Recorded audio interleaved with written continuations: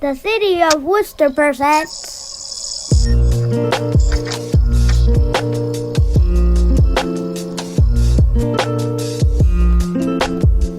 Rec Rule Online. Brought to you by the Division of Youth Opportunities. This week for academics.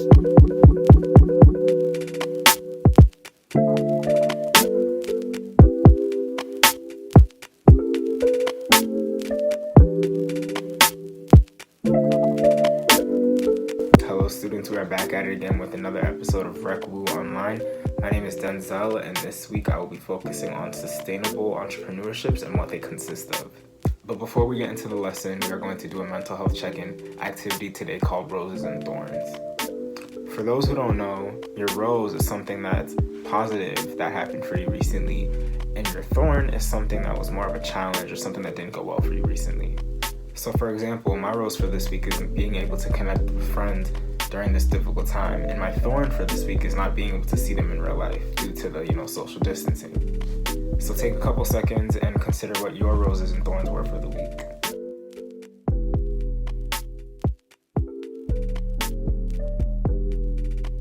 Alright, so let's get into the lesson. Just a quick recap of last week's lesson, we talked about social entrepreneurships and the different types that exist. For this week's lesson, we're going to be focusing on sustainable entrepreneurships. So just in case you didn't watch last week's episode or you don't remember from last week, sustainable entrepreneurships are businesses that operate in a way that don't cause harm to the environment or the society that they're serving. So there are many different factors that one must consider when building a sustainable entrepreneurship. These 6 factors are impact viability, operational sustainability, financial sustainability, balance sheet sustainability, and impact sustainability. Of those 6 characteristics, I think the most important factors are impact viability and impact sustainability. Also, for those who don't know, the term viability comes from the word viable, which essentially means how practical or useful something is. Impact viability is probably one of the most important of these steps because it forces the members to really consider if a social enterprise is the best way of addressing a social issue and creating a social impact. Impact sustainability is important for similar reasons. It forces the members of the social enterprise to see if their social enterprise has created any change at all in terms of social issues, and it also forces them to consider how to continue making change in the future.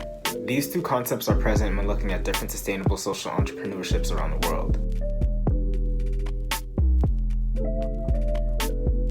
So in Rwanda, which is a country located in Central Eastern Africa, a social entrepreneur by the name Henri Yakarundi is bringing Wi-Fi to rural areas via solar power technology. So take a couple seconds to think about why this would be considered a sustainable social enterprise.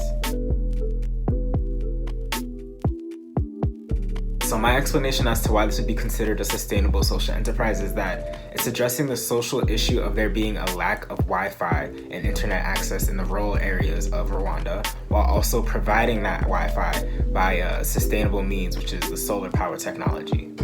Now for a quick review.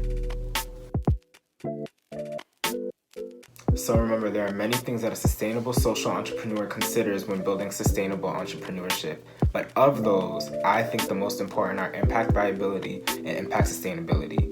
And the word viability comes from the word viable, which essentially means how practical or useful something is. Thank you for tuning into this part of the lesson. On to Selenam and Yunus with the next part of the lesson.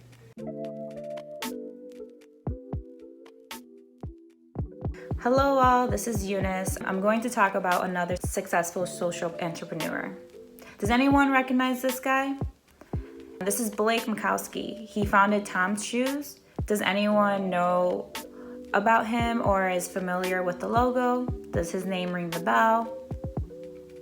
It's okay. If you did not recognize him, I did not know who he was, but I've seen his logo and I bought his shoes, so it's okay. Are you wondering what is his story behind the shoes? How did he become a successful social entrepreneur? Well, me too. So let's get into the history of it. So before Mikowski worked his way to the business field, he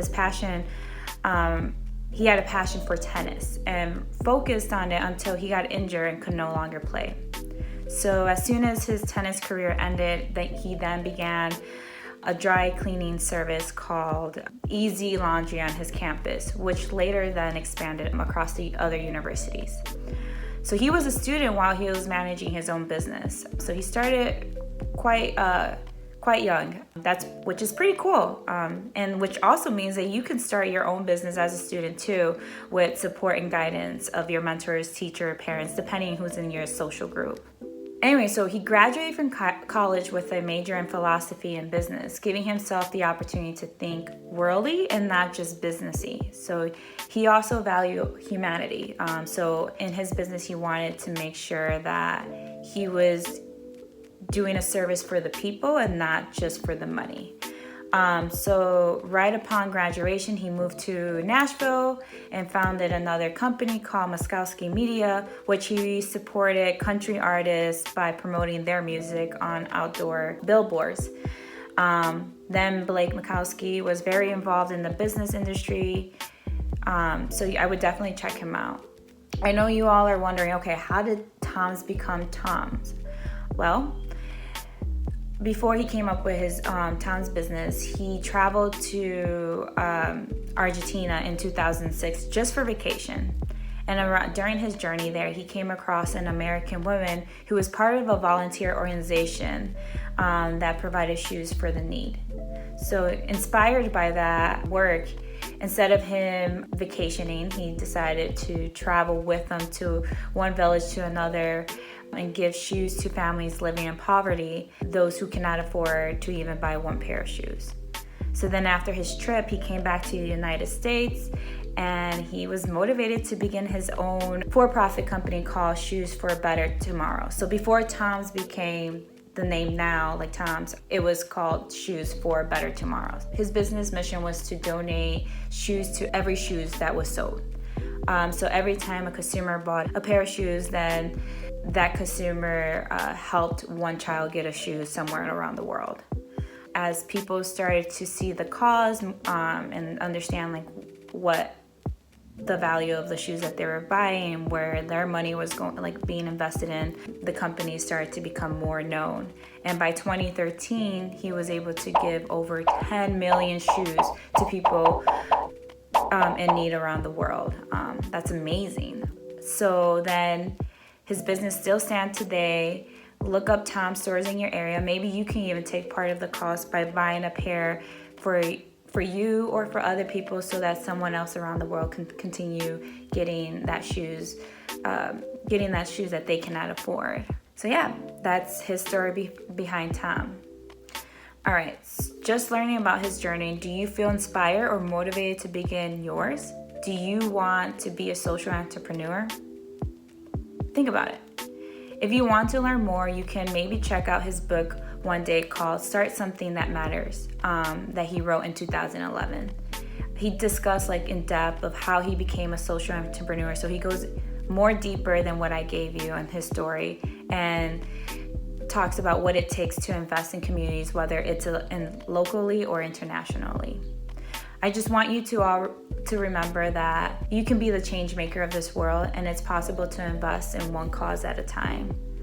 So one, you are already a change maker, and two, like it's possible to open your own business and invest in a community. So wishing you all the best, and thank you for listening.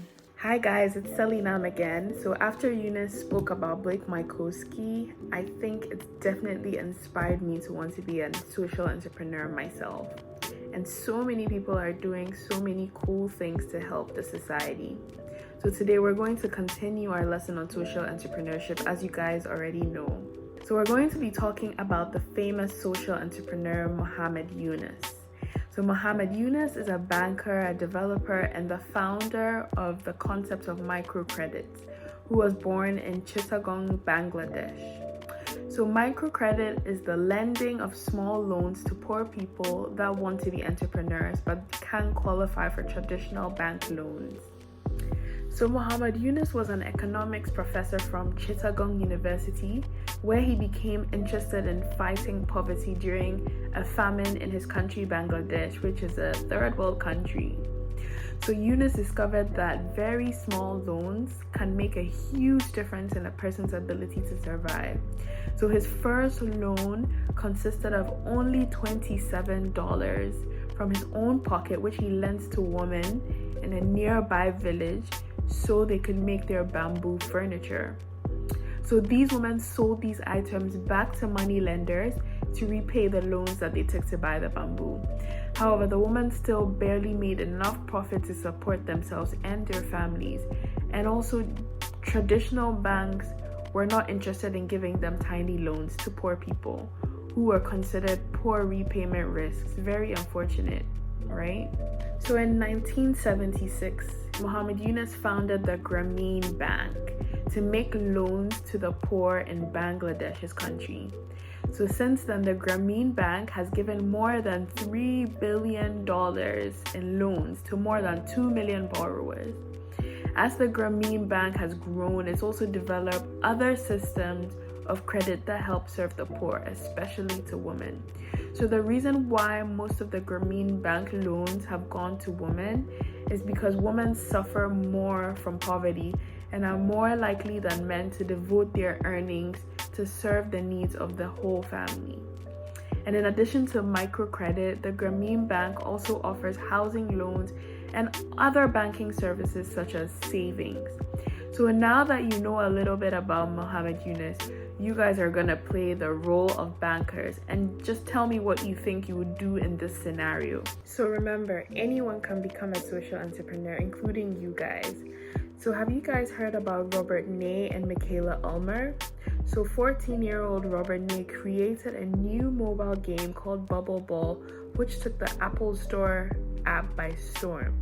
And just after 2 weeks of launching, Bubble Ball received 1 million downloads, which overtook the popular game Angry Birds as the most downloaded free game on Apple in 2010. You guys have heard of Angry Birds, right?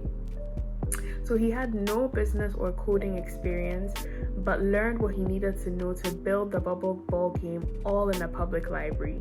And through research at the library, he was able to write 4,000 lines of code he needed to build the Bubble Ball game in just 1 month.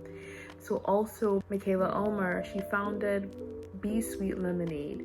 And at 4 years old, she was stung by a bee and became fascinated by honeybees. After she did a research assignment in school and found out that their population was dying, she was so determined to make a difference and decided to start a business to save the honeybee population. So Michaela took her great-grandmother's flaxseed lemonade recipe, added local honey to it, and donated profits in efforts to save the dying bee population. So guys, what can we learn from Muhammad Yunus, Robert Ney, and Michaela Ulmer? They all used the resources available and their passions that they had to get what they wanted to do to help society. So now that we're done with the lesson, there's a short activity that you guys can, partake in. So grab your pencils and a paper for this. So this is how it's going to go. So basically just write down or draw something that you want to change in society or your school or something that you're very passionate about. So think about the steps to also make it happen. And also remember, in last week's lesson, we talked about the what, the when, the how, and the why. So when you're done, you can show it to your siblings, your family, your parents, and then just talk to them about your idea and how it'll be beneficial to society. So I hope you guys enjoyed this lesson. And the last thing I wanted to talk to you about is that I've actually finished reading a book. It's called The Alchemist by Paulo Coelho, and my friends had recommended that I read it, and it's also a very popular book that so many people have talked about, and it has so many good reviews. It's basically about this shepherd who's from Spain and he travels to Egypt to find his treasure. It's kind of like a fable, and it has a moral at the end of the story, which just talks about, following your dreams and being persistent and not letting anybody stop you from following your dreams. And it's just very inspiring. And I would definitely recommend you guys read this book. So I will see you guys next week. Bye. Share your pictures or videos of your final project with us by texting us at 774-366-5103. Or email them to us at calixtov@worcesterma.gov. Or message us on Facebook or Instagram. Hello, Worcester. My name is Raquel Castro Corzini, and I'm the Director of the Division of Youth Opportunities for the City of Worcester. In order for us to post photos or videos of your creations and activities, we need a parent or guardian to submit a photo release form found on the Recreation Worcester webpage on the city's website, www.worcesterma.gov/recreationworcester, or email calixtov@worcesterma.gov for a copy. Photo releases are meant to protect your family's privacy. You can still submit your work, and we will edit out any faces that do not include a photo release. You only have to fill out the form once and can change your mind at any time. Just contact us with any changes, and we will update our permissions. We look forward to all the exciting activities and projects that we're going to receive. Thank you, and stay safe. Did you have fun today? This episode was brought to you by the Division of Youth Opportunities. Have fun and stay safe. See you next time.